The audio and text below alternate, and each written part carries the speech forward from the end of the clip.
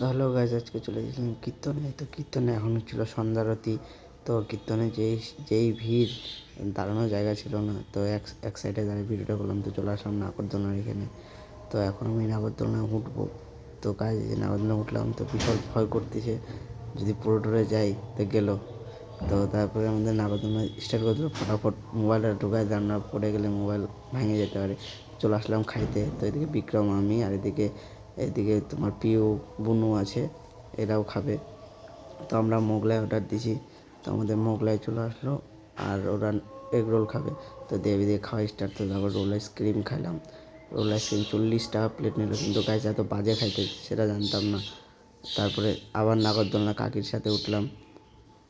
নাগরদোলনার উপর থেকে সব কিছু দেখা যাচ্ছে, গোটা মহারাজা মোড়, তারপরে যে কীর্তন সব দেখা যাচ্ছে, ছোটো ছোটো দেখা যাচ্ছে সব কিছু। তো তারপরে বুনু বললো যে ও ড্র্যাগন ট্রেনে উঠবে। তো বুনুকে আমি টিকিট কেটে ড্র্যাগন ট্রেনে উঠালাম। এদিকে বুনু আর টুনি আছে। তো ওকে বললাম যে কে উঠালো, ও বললো আমি দাদা উঠাইছে। তো ভালো লাগলে লাইক করে দিও গাইজ।